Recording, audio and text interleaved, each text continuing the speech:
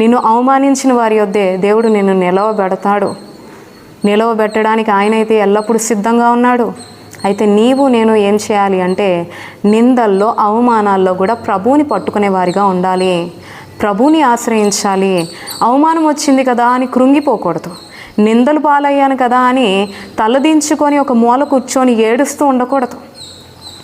నిందలు అవమానాలు తీర్చే దేవుణ్ణి ఆశ్రయించాలి. నిందకు ప్రతిగా రెట్టింపు ఘనతనిచ్చే ప్రభువునే ఆశ్రయించే వారిగా ఉండాలి.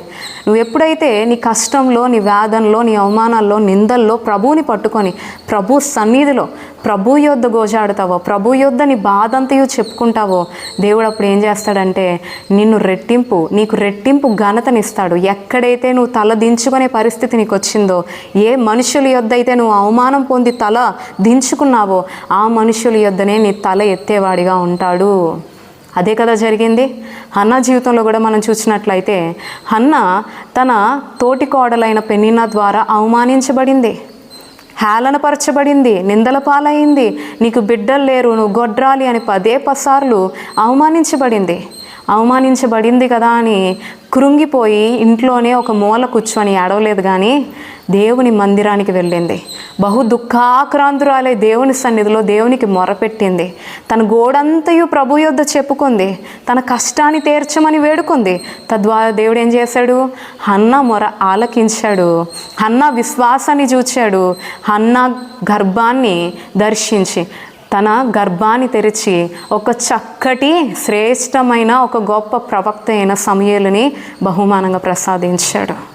ఈరోజు నీ జీవితంలో హన్నా వలె నువ్వు కూడా నీ కష్టంలో, నీ నిందల్లో, అవమానాల్లో ప్రభు సన్నిధికి వచ్చి ప్రభు యొద్దను ప్రార్థించినట్లయితే, నీ గోడంతయు ప్రభు యొద్ద చెప్పుకున్నట్లయితే, హన్నా కష్టాన్ని తీర్చిన దేవుడే నీ కష్టాన్ని కూడా తీర్చడానికి సిద్ధంగా ఉన్నాడు.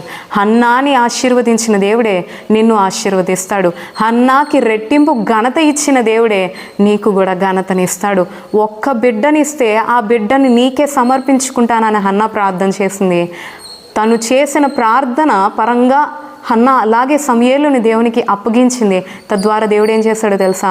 హన్నాకి తిరిగి మరలా 5 బిడ్డల్ని బహుమానంగా ఇచ్చాడు. రెట్టింపు ఘనత పొందేటట్లు చేశాడు. ఈరోజు నీ జీవితంలో కూడా ప్రభు అదే ఆశపడుతున్నాడు.